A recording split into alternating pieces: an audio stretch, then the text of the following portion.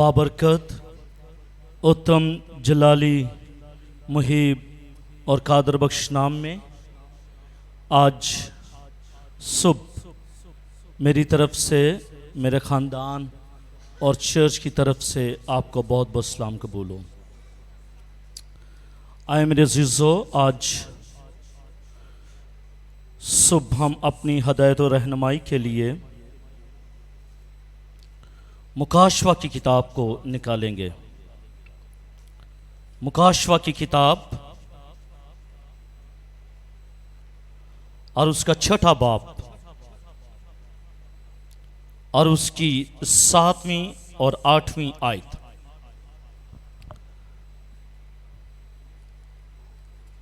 यूहन्ना आरिफ का मुकाशवा,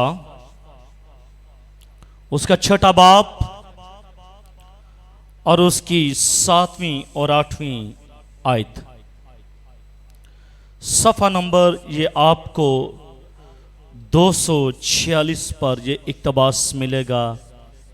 आए खुदावंद की आवाज़ को समात फरमाइएगा। और जब उसने चौथी मोहर खोली तो मैंने चौथे जानदार को ये कहते सुना कि आ। और मैंने निगाह की तो क्या देखता हूं कि एक जर्द सा घोड़ा है और उस के सवार का नाम मौत है और आलमे अरवा उसके पीछे पीछे है। और इनको चौथाई जमीन पर यह इख्तियार दिया गया कि तलवार और काल और वबा और जमीन के दरिंदों से लोगों को हलाक करें। खुदा के पाक कलाम का पढ़ा, सुना और समझा जाना हमारे लिए बाइस बरकत हो। सब कहेगा आमीन। बुलंद आवाज के साथ कहेगा आमीन। हालेलुया। मेरे अज़ीज़ों, इस मोहर के खुलने पर भी पहली मोहर की तरह, दूसरी मोहर की तरह, तीसरी मोहर की तरह चौथे जानदार ने कहा कि आओ। जिस तरह बाकी जानदारों ने यह कहा कि आओ, इस चौथे जानदार ने भी यही आवाज दी कि आओ। इसमें भी दावत दी गई है, इनवाइट किया गया है कि यूहन्ना देखे कि रूह जमीन से आसमान पर आए और आसमान पर आकर आसमान में जो होने वाला है, जो जमीन पर होने वाला है, इससे पहले कि जमीन पर हो, आसमान पर यूहन्ना को दिखाने वाला है।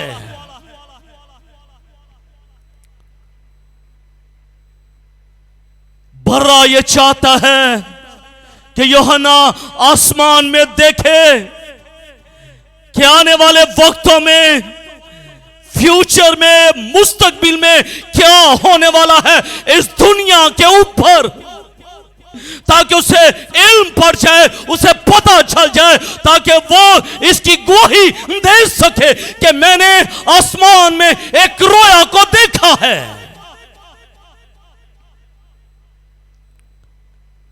चार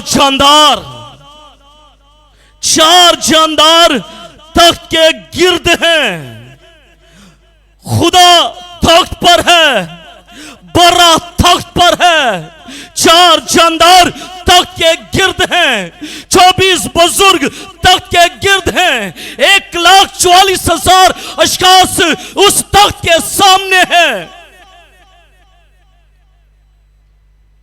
और उन चारों जानदारों की आवाजें, उन चारों जानदारों की आवाजें तख्त पर जो बैठा हुआ है उनकी नुमाइंदगी कर रहे हैं।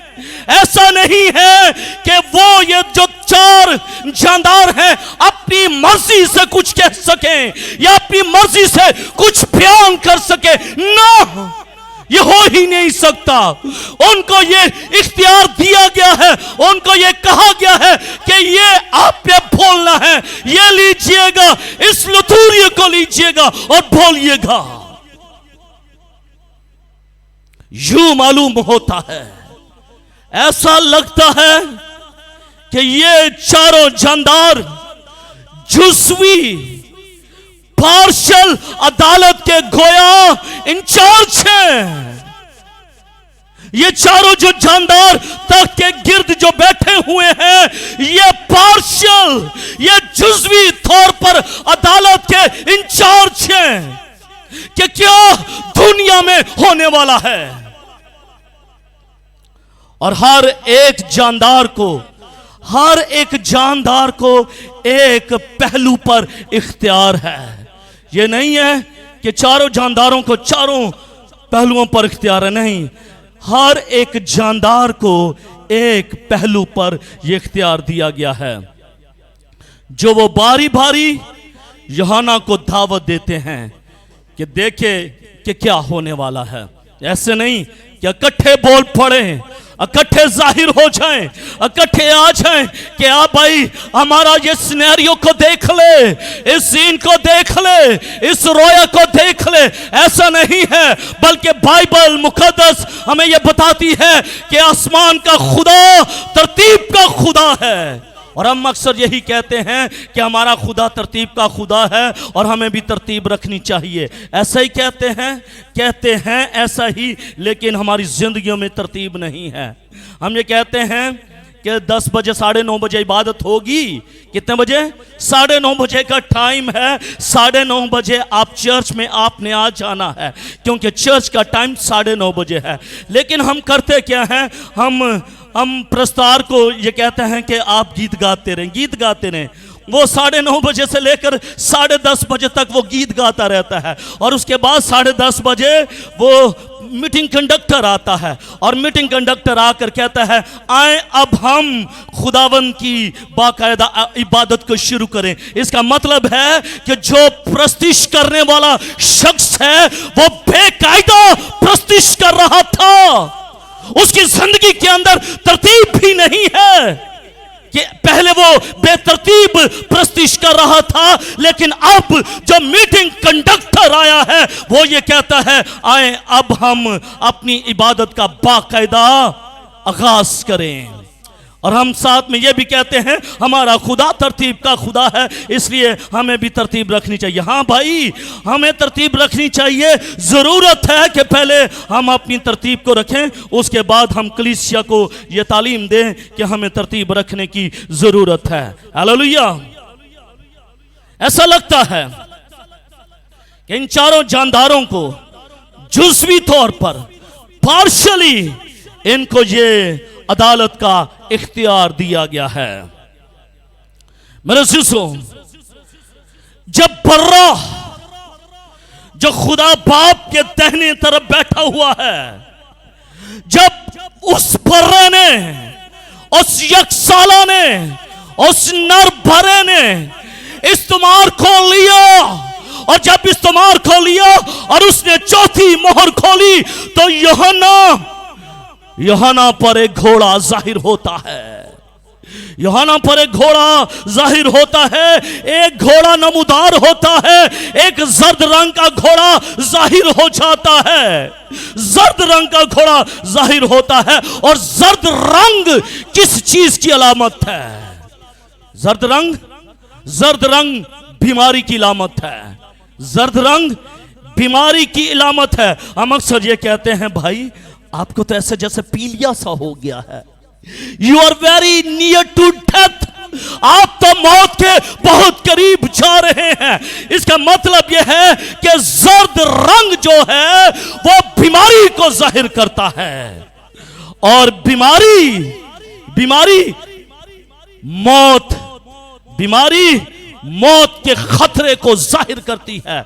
बीमारी इंसान को मौत के करीब ले जाती है। तंदुरुस्त जो शख्स है वो तंदुरुस्त रहता है। और अक्सर आपने ये देखा होगा कि जो मॉर्निंग वॉक इवनिंग वॉक करते हैं वो काफ़ी लंबी उम्र पाते हैं। लेकिन खुदा का कलाम ये कहता है कि मुझे जान देने का भी इख्तियार है और जान ले लेने का भी इख्तियार है, कोई इस इख्तियार को मुझसे छीन नहीं सकता। ऐसा नहीं है कि जो मॉर्निंग वॉक करते हैं या जो इवनिंग वॉक करते हैं उनकी उम्र लंबी होती है। डॉक्टर्स ये कहते हैं कि जो अपने आप को फिट रखते हैं वो लंबी उम्र पाते हैं। लेकिन जब वक्त आ जाता है, जब वक्त पूरा हो जाता है, जब वक्त जाहिर हो जाता है जिंदगी के अंदर, कौमों के अंदर, कबीलों के अंदर, तो वो वक्त उस शख्स, उस कबीले की जिंदगी में पूरा हो जाता है, चाहे जो कुछ मर्जी क्यों ना हो जाए। मेरे अज़ीज़ों, मौत, बीमारी जो है मौत के खतरे को जाहिर करती है। और मेरे अज़ीज़ों, जंग के नतीजे में पीछे हमने ये देखा है कि ये जो घोड़ा है, कौन सा घोड़ा मालूम है? सफेद घोड़ा, उसके बाद लाल घोड़ा, लाल घोड़े के बाद काला घोड़ा किसको जाहिर करता है? काला घोड़ा बताइएगा किसको जाहिर करता है? काले घोड़े के पास क्या है? काले घोड़े के हाथ में एक तराजू है। काले घोड़े के पास एक तराजू है, यानी कि वो कहत की निशानी है, वो कहत की निशानी है, वो कौल की निशानी है, वो भूख की निशानी है। लेकिन मेरे अज़ीज़ों, जो लाल रंग का घोड़ा है वो किस बात को जाहिर करता है? लाल घोड़ा किसको जाहिर करता है मालूम है? खुदा के कलाम में मुक़द्दस में मैंने बताया था कि ये जो सुर्ख रंग का घोड़ा है, यानी कि जब उसने दूसरी मोहर खोली तो लाल घोड़ा जाहिर हुआ जिसका रंग लाल था, और उसके सवार को यह इख्तियार दिया गया कि जमीन पर से सुलह को उठा ले जाए, जमीन पर से सुलह को उठा ले जाए।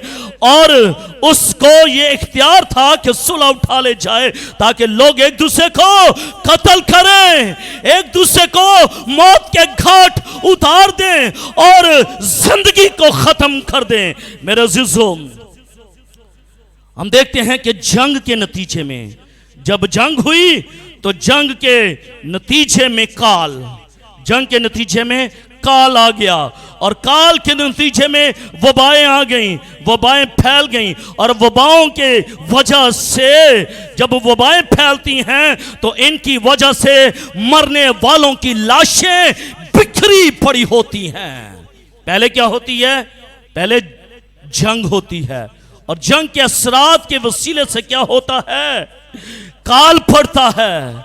जब काल पड़ जाता है तो उसके बाद वबाएं भी आती हैं।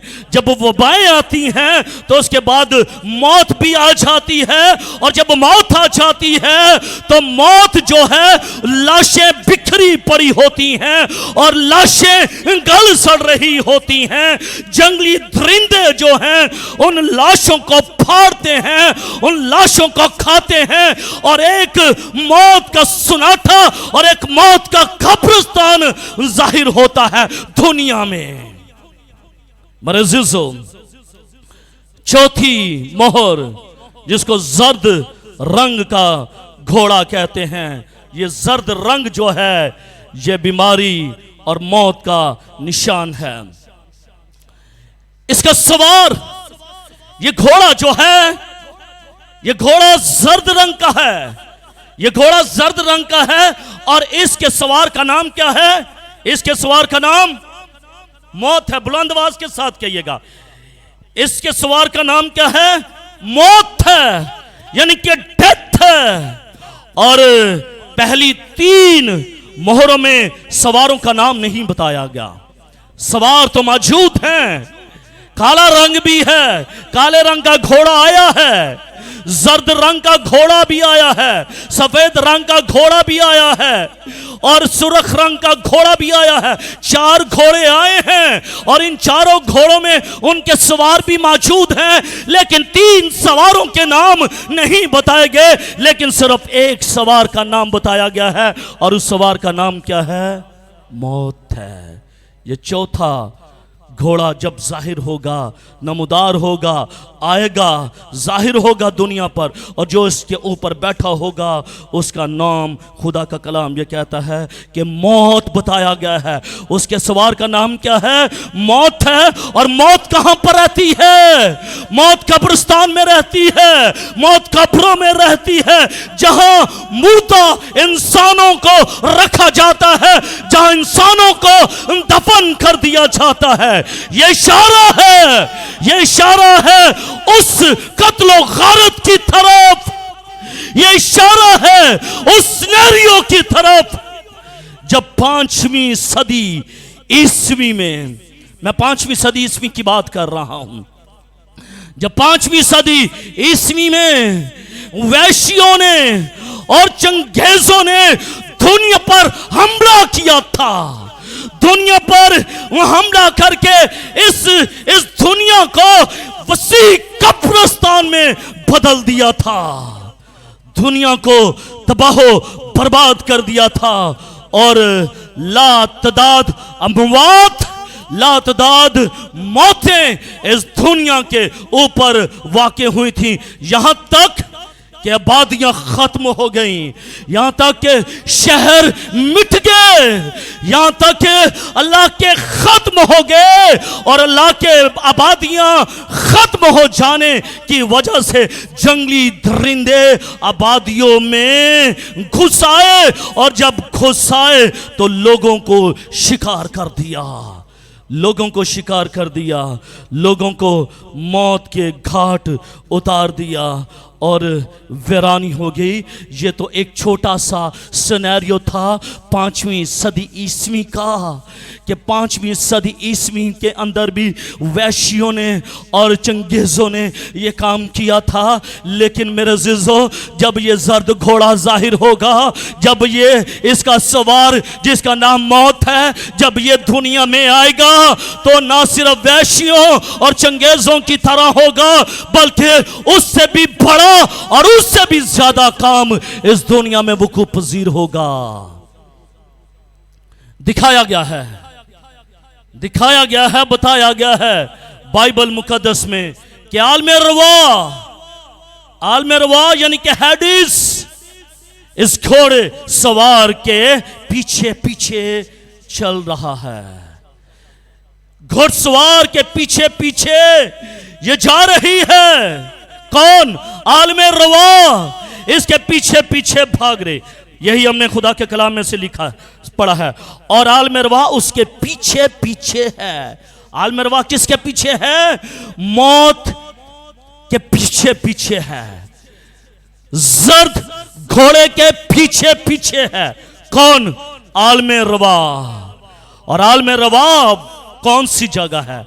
आलमे रवा वो जगह है जहां पर रूहें जाती हैं। आलमे रवा वो जगह है जहां पर रूहें जाती हैं। क्या? आलमे रवा, आलमे रवा बोलिएगा। आलमे रवा वो जगह है जहां पर रूहें जाती हैं। क्या आपकी रूह वहां पर जाएगी? क्या आपकी रूह जाएगी? क्या आपकी रूह जब आप मर जाएंगे, जब मैं मर जाऊंगा, तो क्या मेरी रूह और आपकी रूह आलमे रवा में उतरेगी? आलमगीर कलीसिया से भी यही सवाल है कि जब आप इस दुनिया को छोड़ेंगे, जब आप इस दुनिया से रहलत फरमा जाएंगे, जब आप इस दुनिया को रुखसत खैर बात कह देंगे, तो आपका जिस्म मुश्ते खाकी खाक में जा मिलेगा। तो आपकी रूह, आपका नवाश, क्या आपका नवाश, आपका रूह क्या आलमे रवा में उतर जाएगा या फिर कहीं और चला जाएगा? Let me know. मेहरबानी से you have to think about. आपको सोचने की जरूरत है, आपको सोचने की जरूरत है कि आपकी रूह कहां जाएगी। क्योंकि बाइबल मुकद्दस में हमने पढ़ा है कि आलमे रवा उसके पीछे पीछे है। आलमे रवा की एक मखसूस जगह है, आलमे रवा एक मखसूस जगह पर है। लेकिन मुकाशवा की किताब में हम देखते हैं कि जब जर्द घोड़ा जाहिर होगा, मौत आएगी, वो दिखाया गया है कि वो उसके पीछे पीछे, यानी कि वो अपनी जगह छोड़ेगा और आलमे रवा उस घोड़सवार के पीछे पीछे चली जाएगी। मेरे अजीजों, मौत और आलमे रवा दोनों साथी हैं। मौत और आलमे रवा दोनों साथी हैं।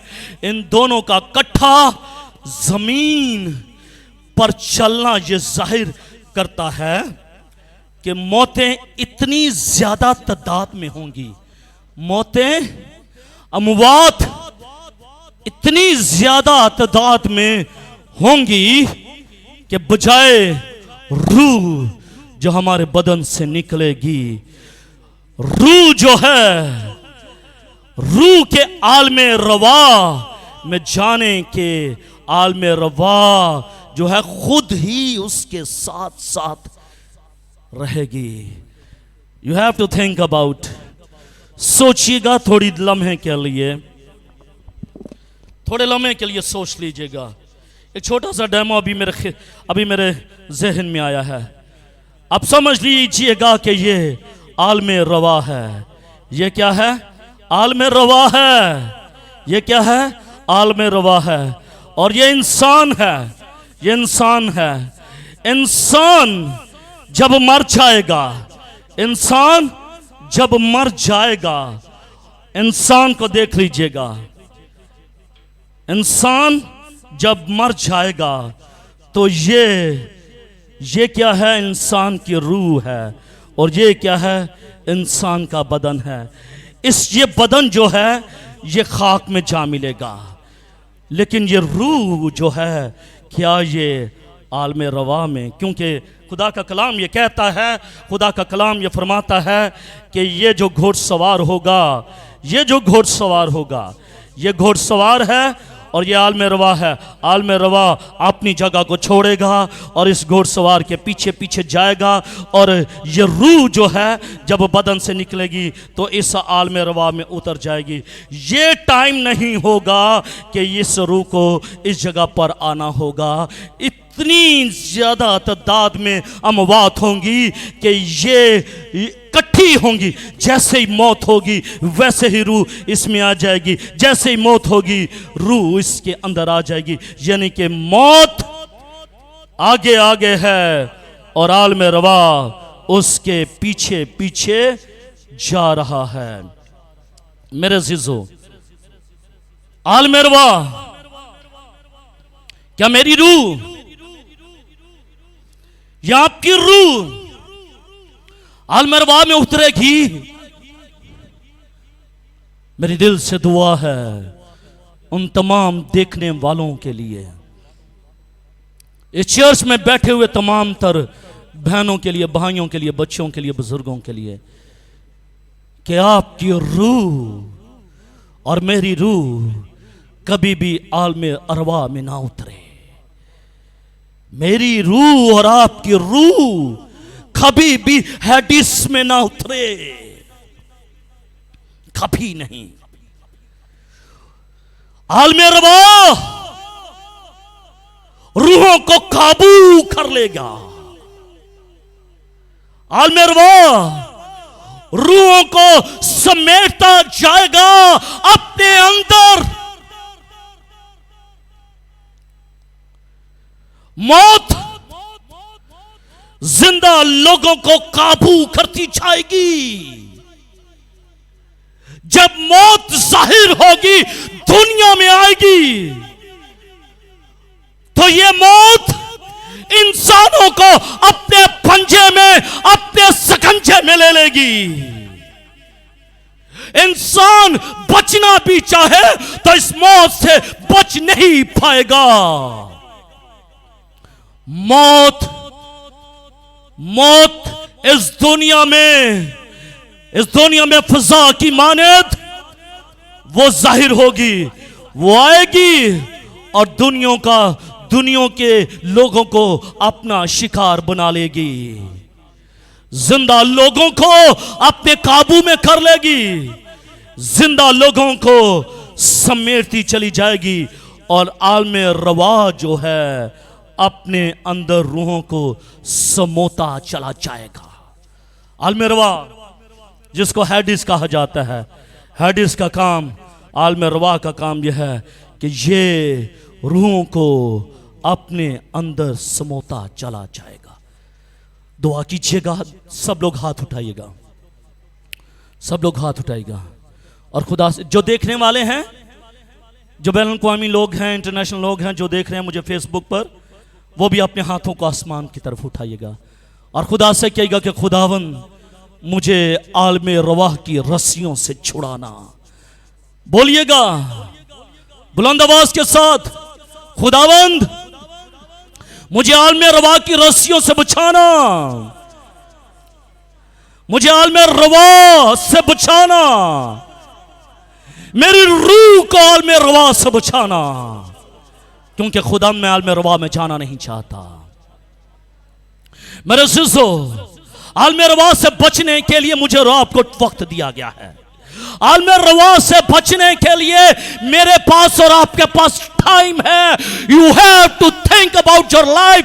आप अपनी जिंदगियों पर गौर कर लीजिएगा, आप अपनी जिंदगियों पर निगाह कर लीजिएगा, एक ग्लास डाल लीजिएगा कि मैं किस तरह इस आलम रवाह से बच सकता हूं, क्योंकि मुझे और आपको इस आलम रवाह से बचने की जरूरत है। इस हाल में रवाह से बचने की जरूरत है। मेरे अज़ीज़ों, जर्द घोड़ा इस दुनिया में जाहिर होगा, जर्द घोड़ा इस दुनिया में जाहिर होगा और उसका सवार जिसका नाम मौत है वो भी इस दुनिया के अंदर जाहिर होगा। और उसको एक इख्तियार दिया गया है। क्या?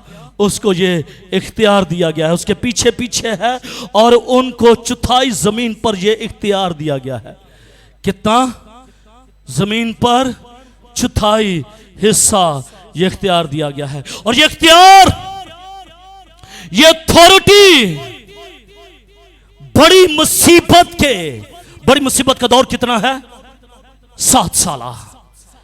खुदा का कलाम ये कहता है कि ये इख्तियार बड़ी मुसीबत के पहले 3.5 सालों में दिया जाएगा। ये जो दौर होगा ये पहले 3.5 साल का दौर होगा। इस पहले 3.5 साल के दौर में जर्द घोड़ा जाहिर होगा, उसका सवार जाहिर होगा, आलम रवाह उसके पीछे पीछे जाएगी और आप इस सिनेरियो को देख सकेंगे। और ये सिनेरियो आपको 3.5 साल में आपको ये सिनेरियो आपको ये नजर आएगा। मौत और उसके साथी आलम रवाह को यह इख्तियार दिया गया।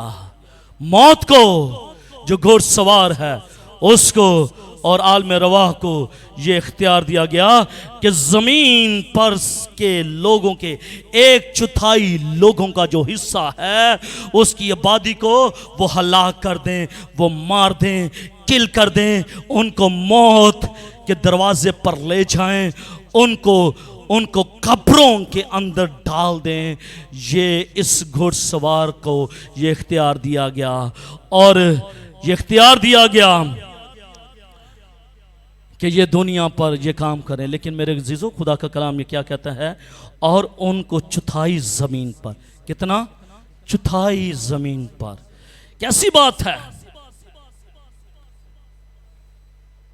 भेजा वो ऊपर से गया है, भेजा वो ऊपर से गया है, लेकिन इख्तियार मुकम्मल नहीं है। इख्तियार उसके पास मुकम्मल नहीं है। उसके पास क्या ही खूबसूरत बात होती कि मुकम्मल इख्तियार होता, लेकिन मुकम्मल इख्तियार उसके पास नहीं है। उसके पास जो इख्तियार है, जो इख्तियार उसको देकर भेजा गया है, वो महदूद इख्तियार देकर भेजा गया है। यानी कि जमीन का 1/4 हिस्से पर उसको इख्तियार दिया है, उसको मुकम्मल जमीन पर इख्तियार नहीं दिया गया। इख्तियार जो है, जो अथॉरिटी है, वो लिमिटेड है। जो इख्तियार है, जो अथॉरिटी है, वो लिमिटेड है, अनलिमिटेड नहीं है। बेटा, आपको जो इंटरनेट दिया गया है ये लिमिटेड है या अनलिमिटेड है? अनलिमिटेड इसको इख्तियार है। अनलिमिटेड इसके पास नेट का ये एमबीज है, अनलिमिटेड है। इसको जो एमबीज मिले हैं अनलिमिटेड हैं, लिमिटेड नहीं है।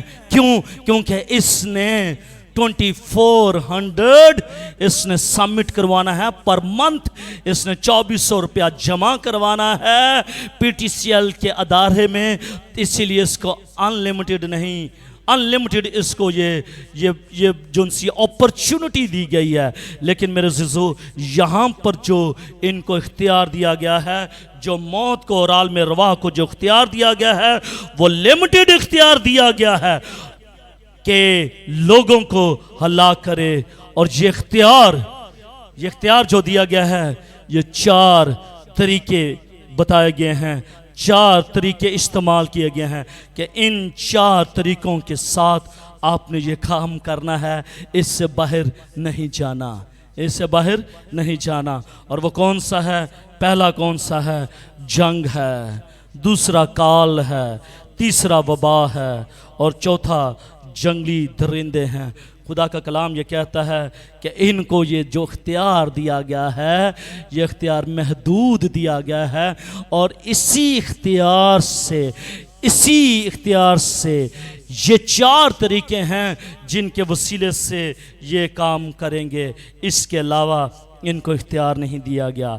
इख्तियार 1/4 हिस्से पर है, पूरी दुनिया पर नहीं है, लिमिटेड है, अनलिमिटेड नहीं है। लेकिन मेरे ज़िज़ो, खुदा ने कदीम ज़माने में लोगों को सजा दी। ये लोग, ये घोड़सवार, ये घोड़ा, जर्द रंग का घोड़ा और इसका सवार जिसका नाम मौत है, ये आएगा, ये भी लोगों को सजा देगा। इससे पहले कि ये सजा दे, हिजकिय्याह की किताब उसके 14वें बाब और उसकी 21वीं आयत में हम देखते हैं कि खुदा ने भी लोगों को सजा दी। खुदा ने भी लोगों को सजा दी और इन्हीं 4 तरीकों से सजा दी। देखिएगा हिजकिय्याह की किताब उसका 14वां बाब और उसकी 21वीं आयत में लिखा है, बस खुदा फरमाता है कि जब मैं अपनी 4 बड़ी बलाएं यानी तलवार, कहत और मोहलक वबा और दरिंदे यरूशलेम पर भेजूं कि उसके हवान और इंसानों को काट डालूं तो क्या हाल होगा। इसका मतलब है कि खुदा ने भी इन्हीं 4 तरीकों से इंसान को सजा दी, लेकिन खुदा के पास जो इख्तियार था वो लामहदूद था, लामहदूद है और लामहदूद ही रहेगा। लेकिन जो इसको इख्तियार दिया गया है वो सिर्फ 1/4 हिस्से पर इख्तियार दिया गया है। इसके अलावा इसको इख्तियार नहीं है कि उससे तजावज़ कर सके। खुदा ने जैसा फरमाया, खुदा ने जैसा रकम करवाया, वैसे ही बनी इस्राइल पर पूरा भी किया कि खुदा ने तलवार, खुदा ने कहत, खुदा ने मोहलक वबा और खुदा ने दरिंदों के वसीले से यरूशलेम पर बहुत बड़ी बलाओं को भेजा। खुदा ने अपने काम को पूरा किया।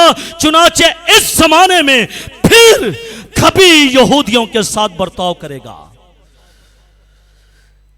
इसलिए फिर वही अपना पुराना तरीका इस्तेमाल में लाएगा और ना सिर्फ यहूदियों पर, ना सिर्फ ज्यूश पर, बल्कि तमाम गैर अक़वाम पर, तमाम गैर अक़वाम पर। हम एक और फर्क ये भी देखते हैं, हम एक और डिफरेंस ये भी देखते हैं कि पिछली जो 3 मोहरें खुली हैं, एक आफत में एक जो मोहर खुली है, एक मोहर खुलने पर एक आफत आई है, दूसरी मोहर खुली है तो फिर एक आफत आई है, तीसरी मोहर खुली है तो फिर एक आफत आई है। लेकिन जब ये चौथी मोहर खोली गई है तो इसके अंदर एक आफत नहीं आई बल्कि 4 आफत आई हैं। कितनी? 4 आफत इकट्ठी आ गई हैं। अब सोचिएगा कि अगर इंसान पहली मोहर के खुलने पर पहली आफत से बच जाता है, दूसरी आफत से बच जाता है, तीसरी आफत से बच जाता है, तो क्या वो इस चौथी आफत से बच पाएगा या फिर नहीं? इसका मतलब यह है कि चौथी मोहर खुलने के वक्त जो मुसीबतें होंगी वो 4 गुना ज्यादा हो जाएंगी। मुसीबतें 4 गुना ज्यादा हो जाएंगी, 4 गुना मुसीबतें वो बढ़ जाएंगी। अगर उस वक्त दुनिया की आबादी, उस वक्त जब चौथी मोहर खुली, ध्यान से सुनिएगा, अगर उस वक्त दुनिया की आबादी 6 अरब होगी तो 6 अरब में से कितने पर यह आफत आएगी? 1.5% पर। कितने पर? 1.5% पर ये आबादी, ये आप ये लगा लीजिएगा, ये 1.5% लोगों पर ये आफत आएंगी। और बाकी कितनी? 4.5 अरब के लोग जो हैं वो बच जाएंगे। कितने? 4.5 अरब के लोग बच जाएंगे। लेकिन जो आफत आएंगी, आफतें आएंगी, वो कितने लोगों पर? 1.5 अरब पर आएंगी। लेकिन बाकी लोग जो हैं, वो जो 4.5 अरब के लोग जो होंगे वो बच जाएंगे, क्योंकि इसको जो इख्तियार दिया गया है वो महदूद इख्तियार दिया गया है, अनलिमिटेड नहीं है, लिमिटेड अथॉरिटी इसको दी गई है। इसीलिए तो अगर उस वक्त अगर 6 अरब लोग होते तो ये चौथी मोहर खोलती तो 6 अरब के 6 अरब लोगों के अंदर ये चारों की चारों आफत आ जानी थी। इसलिए इसको जो अथॉरिटी दी गई, इख्तियार दिया गया, वो महदूद इख्तियार दिया गया। मेरे अज़ीज़ों, जर्द घोड़ा, उसका सवार जिसका नाम मौत, गौर से सुनिएगा, फरवरी 2011 की बात करने लगा हूं। आज कौन सा साल है? 2023। 2023 मई की बात आज है, लेकिन मैं आज की बात नहीं बल्कि 2011 की बात करने लगा हूं। 2011 की बात करने लगा हूं। तकरीबन 12 साल पेशतर मैं बात करने लगा हूं कि 12 साल पेशतर एक काम हुआ था मिस्र के अंदर। कहां पर? मिस्र के अंदर एक काम हुआ था। 2011 फरवरी के महीने में मिस्र के मुल्क में हुकूमत के खिलाफ, किसके खिलाफ? हुकूमत के खिलाफ तहरीक जोर से पकड़ गई। हुकूमती फौज और अवाम में जंग का समा हो गया। 12 साल पहले हुआ यह काम मिस्र के अंदर, तो क्या आज भी हुआ? चंद रोज पहले भी यही हुआ। हुकूमती फौज और अवाम के दरमियान क्या जंग का समा हुआ? जंग का समा हो गया। कोर कमांडर के घर में चले गए, स्ट्रॉबेरी तक ले आए, उनके जानवर भी ले आए, उनके खाने पीने की चीजों को भी उठा लाए और उसको जला भी दिया। 12 साल के बाद फिर वही काम हुआ। अवाम फौज के आगे खड़ी हो गई। अवाम फौज के आगे खड़ी हो गई क्योंकि एक तहरीक चल रही थी। मेरा टॉपिक सियासी नहीं, लेकिन मैं थोड़ा सा टच करने लगा हूं। 11 साल भी यही हुआ था, आज भी यही हुआ। 11 साल पहले क्या हुआ था? 2011 फरवरी को मिस्र के अंदर अवाम और हुकूमती फौज के अंदर एक जंग का समा हो गया। और एक रोज, एक दिन, फरवरी के महीने में एक दिन, एक रोज बिफरे और बागी अवाम के जमे गफीर में एक अचानक सडनली एक जर्द घोड़ा जाहिर हो गया। एक जर्द घोड़ा नमूदार हो गया 2011 फरवरी को मिस्र के अंदर। फजा में देखा देखा गया उस घोड़े को, जर्द रंग के घोड़े को, और उसका सवार जो है उसने वाइट रंग की चादर ली हुई थी, वाइट रंग की चादर उसने ओढ़ी हुई थी, और वो घोड़ा फज़ा में बुलंद होता चला गया और पूरे मुल्क का चक्कर लगाता गया, पूरे मुल्क का चक्कर लगाता गया, मिस्र का चक्कर लगाता गया, और चक्कर लगाते लगाते लगाते लगाते वो आसमान में गायब हो गया। मिस्री अवाम ने खुद इस सिनेरियो को, इस मंजर को अपनी आंख से देखा, और आज की तरक्की याफ्ता ज़राए अबलाग की वजह से, उनके ज़राए की वजह से उस कैमरे ने उस जर्द रंग के घोड़े को अपने कैमरे में कैप्चर कर लिया और पूरी दुनिया में उसको नशर कर दिया, और आज मैं और आप उस मंजर को अपने घरों में देख सकते हैं कि जब आप लिखेंगे ना फरवरी 2011 इन मिस्र पेल हॉर्स, तो आपको नजर आएगा कि एक जर्द रंग का घोड़ा, उसका सवार मिस्र के मुल्क में, मिस्र की अवाम के सामने वो चक्कर लगाता हुआ वो फज़ा में वो चला गया। हमारे लिए ये अमर काबिल फख्र है, हमारे लिए ये बात बड़े ही उत्तम बात है कि बाइबल मुकद्दस की सच्चाइयां, बाइबल मुकद्दस के एक एक हर्फ, बाइबल मुकद्दस का एक एक शोशा वो रूए जमीन पर वो पूरा होता हुआ नजर आ रहा है। हालेलुया! वो पूरा होता हुआ नजर आ रहा है।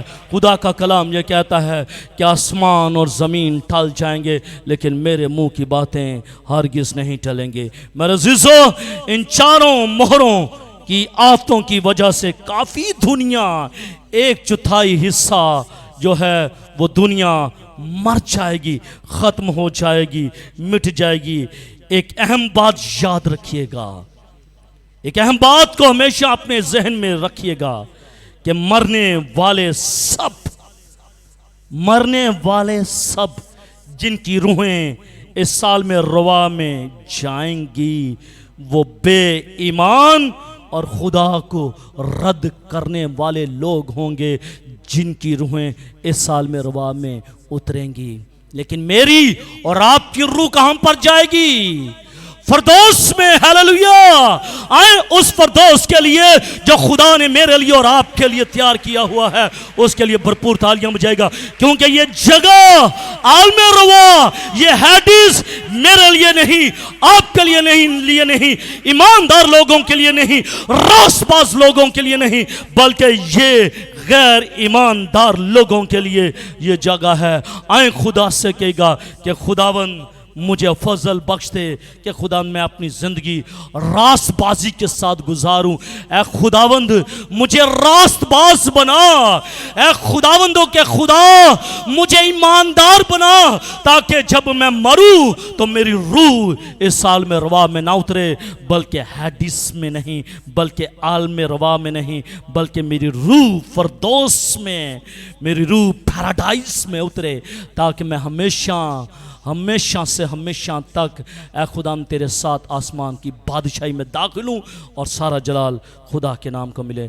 खुदावंद मुझे और आपको रासबास बनने का और ईमानदार बनने का फजल बख्शे, ताकि मैं और आप आलमे रवा में नहीं, बल्कि मैं और आप फरदौस में दाखिल हो सकें और खुदा के नाम को जलाल दे सकें। आए सब अपनी आंखों को बंद कीजिएगा, अपने सरों को झुकाइएगा और हम सब दुआ मांगे। आसमानी खुदावन, मैं यीशु के नाम के वसीले से आज सुबह खुदावन मैं दुआ मांगता हूँ इस लाखता मोतबर जिंदगी बख्श कलाम के लिए। ए खुदावन जो जिंदगियों में मैंने इम्पार्ट किया है, फजल बख्श दे कि ये कलाम इनकी जिंदगियों में सरायत कर जाए, जड़ पकड़े और ढेर सारा फल लाए और जलाल तेरे नाम को मिले, बड़ी बरकत दे। ये सब कुछ मांग लेते हैं तेरे अब्दी जलाली बाबरकत और परशमा नाम के वसीले से, आमीन आमीन। हालेलुया! आए खुदा के जलाल के लिए भरपूर तालियां बजाएगा। God bless you.